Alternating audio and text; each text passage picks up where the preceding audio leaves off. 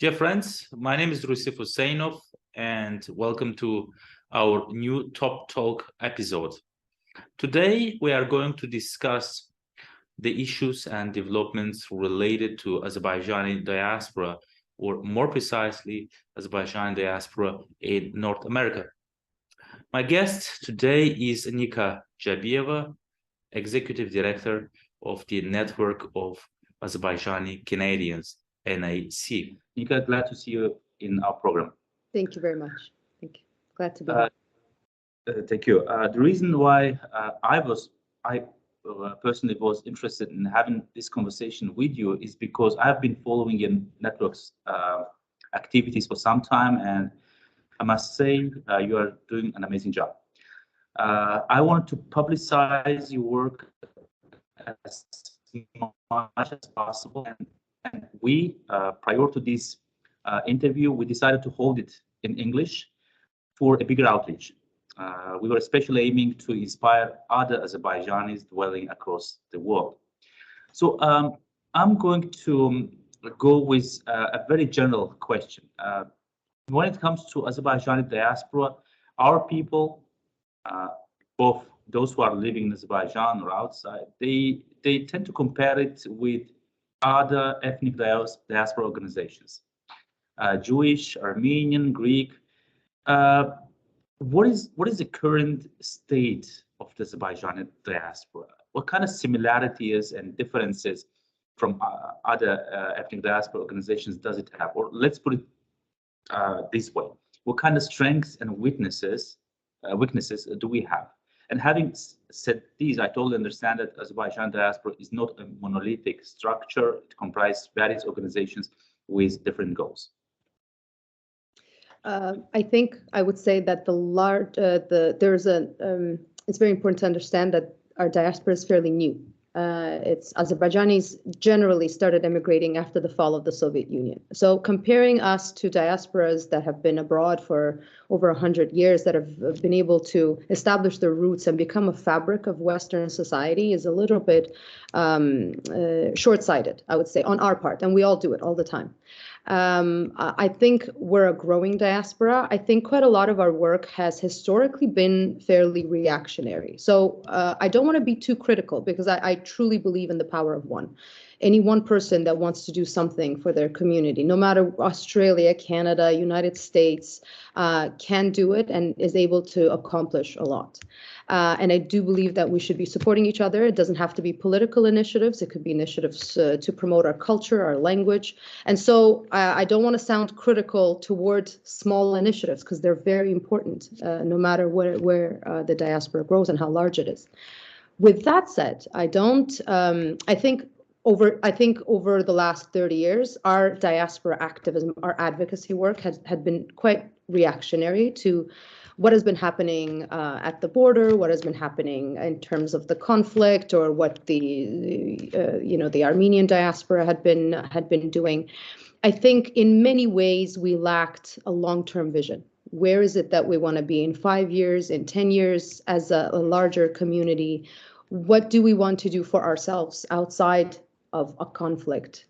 And so that is one of the bigger pitfalls, but I feel like we're on our way there. Many organizations I see coming up. There's wonderful organizations in the United States also doing charity work. Us here in Canada have come together and sort of have laid out our plans for the next 5 years, 10 years, longer term plans, things that require investment right now, but you may not necessarily see the results of all of that right now.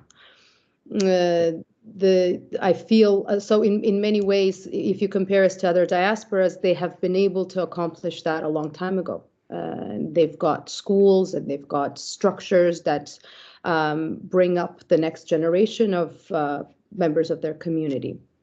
Put them through schools, get them together, surround them with a sense of community. I think that's very important for diaspora work. But we're at a space where we're getting started just now. Well, just a small remark to support your argument before I switch to the next question of mine. I think not only are our diaspora activities, but our entire societal narratives, discourses, nationalistic sentiments have usually been reactionary, because for the past 30 years, we have been responding or reacting to various narratives which have been produced from elsewhere, not only from the Armenian society, but also Iranian, sometimes Russian, and so on. Yeah. Could you are based in Canada, and as I said in the beginning of our conversation, could you please describe the Azerbaijani diaspora in Canada, its background, its past and current activities, future plans? How many organizations do we have in Canada? What kind of coordination do they preserve amongst themselves and with Azerbaijan? Our diaspora here had been growing. I've grown up here myself have probably lived here for, I think, around 25 years now. On and off, I was in Azerbaijan for chunks of time over the past several years, including during the war, the 2020 war. The community here had been growing, and not only in numbers, but in terms of our sort of collective realization of what it is that we need in order to have such things as community advocacy and representation, and the community has been prospering. So obviously the first generation of immigrants is always taking up, the most basic jobs, which was the case in the 90s, trying to survive. The next generation of immigrants is now able to think about further things, further than that. Things like community building, things like the next generation, the following generation of Azerbaijanis, our children, how are they going to learn our language? How are they going to be surrounded by the sense of community? Things like school camps for our children, preserving our culture, political advocacy. So all of these things, there's sort of a magic that happens over time that you don't know how to pinpoint, but I think it's something that happened during the war as well. It brought people together. There have been attempts to create something like this over the past 20 years that I remember. But there was the conflict. Karabakh was under occupation. I think there was a lot of demoralization in the community after the 90s war. Every 10th Azerbaijani was deemed internally displaced. Everyone knew someone affected by conflict. There was a lot of trauma in the community. I think that collective realization came during the 2020 war, which is when the network of Azerbaijani Canadians that I work with came together. There are a lot of organizations here in various provinces, wonderful organizations in Alberta, the province of Alberta, in the city of Edmonton and Calgary. They do a lot of culture-based work. And they do it wonderfully. They partake in multicultural festivals with our costumes and dances and our traditions, and they do it every year. And Canadian politicians are always there. The local media covers it. We try to amplify their work. There are several Azerbaijani language schools, one in Ottawa, one in Toronto. I believe there's one in Vancouver as well. And the network, and aside from that, many large and small organizations just doing things in their own smaller communities, larger communities. But as the network of Azerbaijani Canadians, we've been able to unite Azerbaijanis across Canada. So we have board members starting from Vancouver to Calgary to Edmonton to Toronto and Ottawa, and under this umbrella. So we don't. It's not a competition with other organizations. It's an organization to advocate and to bring everyone together and to advocate for Azerbaijani Canadians. You organized a trip of foreign, mostly Canada-based journalists to Azerbaijan a few months back. What was the main goal, and what kind of feedback did you receive following the trip? Yes, we did that in November, and there was a lot of work associated with that trip because we had to fundraise for it. The one point I actually wanted to add to your very first question about what is missing in our, or maybe so not so much what is missing, but what we can learn more as a diaspora in general around the world, is the concept of charity. So we're Azerbaijanis we're fantastic at mobilizing and donating and giving our everything in times of crisis. But in times of peace, the understanding of charity for long-term effects, this is something that we need to work on. I have a lot of friends in the Jewish community, and I know how much their religion mandates a donation back to your community to support your community. So this is something we try to foster here in Canada. It's essentially everything we do is sponsored by our community here in Canada. And so this leads me to your question. This was the plan from the start. We got together with a Jewish organization, Jewish Canadian advocacy organization, the United Grassroots Movement, to initially create this wonderful event dedicated to Azerbaijan's Jewish heritage. Because every time we talk about it, people here in Canada, especially those of a Jewish background, were shocked and very pleasantly surprised that such a thing exists, that there's a country out there where there's no anti-Semitism, where the last Jewish shtetl in the world is preserved there by the society, by the government. And so we got together to put together an event of that sort. And the trip to Azerbaijan came up as a result of this work. So a lot of members of the community said, why don't we visit it? And so we started fundraising here within our community. It took a lot of work, months of work, and that's in addition to the fundraising we do here for ourselves as an organization to be sustainable. And then in November, a group of Canadian journalists, mostly with a Jewish background, but not all of them, we went on this Jewish Heritage of Azerbaijan trip as a continuation of a project together. We received fantastic feedback. There was no mandates. We told them from the start, you just get to know us. This is not a classic journalist trip where anyone owes us an article or anything of that sort. Just get to know us. It's a region that is less explored in the world. A lot of the narratives around Azerbaijanis often come from propaganda or are surrounded by conflict. And we wanted to do more of a heritage trip, something that would really open up the community, just as a community, as people, and focus on coexistence rather than most of the narratives that normally journalist trips focus on. Thank you, Nika. I would like to clarify one important aspect here. So this whole trip, it was financially supported by your organization or other sources, but not the Azerbaijani state. Is that correct? But no. So the permissions we had to get from, of course, to get to go to Karabakh, but financially supported by Azerbaijani Canadians. Financial information, it was covered by not by the Azerbaijani state. No, by Azerbaijani Canadians here in Canada. No, not by the state. Okay, great example. Thank you. Now I'd like to, since you spoke about your network inside of Canada, your excellent ties with different organizations, why don't we speak about Canadian political spectrum? As a diaspora organization, you must have ties with different individual politicians and political forces. Which of them is more supportive of Azerbaijan? Who is more against? How did the Canadian political circles react to the Karabakh War of 2020? So I think it's important to highlight something that many Azerbaijanis misunderstand about Canada. Canada has, as a government, as a country, has always stood with Azerbaijan's territorial integrity and sovereignty within its internationally recognized borders. This has been the case from the very start of the conflict in the 1990s and has never changed.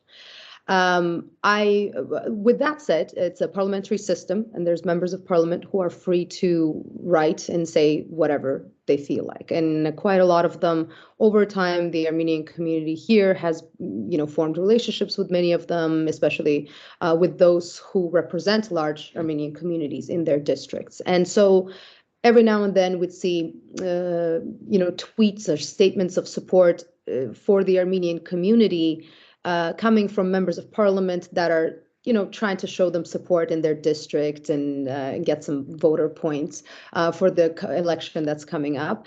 And, Azerbaijanis get this wrong idea that Canada is against Azerbaijan, and that has never been the case. So as a government, and we heard this reiterated several times, and part of our advocacy work had been to bring this support to the forefront, to ensure the reiteration of Canada's position, which happened last year as well, following our petition for Khojaly. It happened this year as well during the Foreign Affairs Committee meeting, where the Parliamentary Secretary of the Minister of Foreign Affairs had reiterated that Canada supports the United Nations resolutions on the conflict, Azerbaijan's territorial integrity and sovereignty, and does not recognize any entities as political entities on Azerbaijan's sovereign territory. But then again, there are members of parliament that are free to come out and say things, but so it has stayed as nothing more than a statement and a comment and a tweet. See, as I said earlier, the network has been not only active but also very visible, and in the past few years, you have visible accomplishments, and no doubt you have a lot of challenges as well. We already touched upon a very brilliant example of your activities when you organized this trip of Canada-based journalists to Azerbaijan. Could you tell us a couple of other interesting cases which either helped you in your activities or created obstacles? Because we have been talking mostly about abstract things, but like a pair of cases with tangible results would help us better understand your activities and difficulties. To be honest, from the start, it was difficult to get our voice across as a community for being relatively unknown.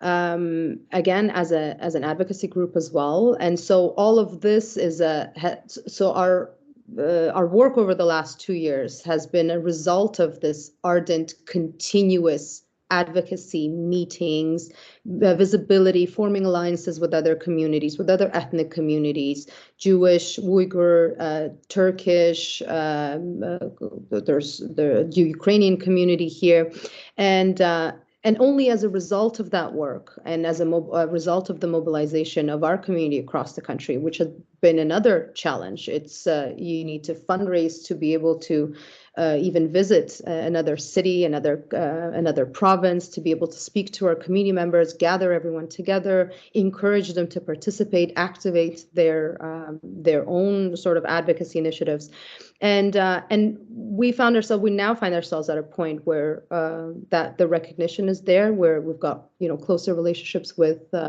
parliamentarians. We're able to speak on the community's behalf a lot more easily than it was before. There was doubt associated with many things that we as a community found to be very obvious. I feel like Azerbaijanis over the last 30 years, because we were on the right side of international law, and therefore, the international community was on our side, because we were the victim of invasion and occupation by Armenia, we sort of assumed that, someone out there is going to come and help us. And it was a very cold and hard realization that peaked during the war, when we realized that no one is coming. In fact, many are standing with the oppressor. And that's when I feel the community here specifically realized that even justice needs to be advocated for, and who's going to do it except for us? No one is going to do it for us except ourselves. Yeah, that's very interesting. Yeah, I also remember that not only during the war, but also prior to the 2020 conflict, a lot of people in Azerbaijan always felt kind of abandoned, or felt this injustice, felt a lot demoralized about this behavior or activity of international community towards our cause. So it seems you also felt that on your own skin in Canada. Nika, last but not least, I wanted to touch upon an interesting issue, your relations with Southern Azerbaijanis, because many countries, including Canada, have been home to tens of thousands, if not hundreds of thousands, of ethnic Azerbaijanis originally from Iran, or as we call them, South Azerbaijanis. But what type of collaboration is being conducted between the so-called Northern and Southern Azerbaijani diaspora organizations. In your very case, for instance? Well, first of all, we've worked closely together with members of our South Azerbaijani community. One of our current board members is South Azerbaijani as well, and there is an ensemble here, a dance ensemble that's South Azerbaijani. We always cooperate. We always partake in each other's initiatives. But as a larger South Azerbaijani community, I think this is the result of the oppression of the Iranian government for so many decades. Many of them have been assimilated into the Iranian community. They speak the language. They know who they are. They have a strong Azerbaijani identity. But I was just asked this question actually by one of the parliamentarians we just met with. Do they turn to us the first thing as soon as they come to Canada?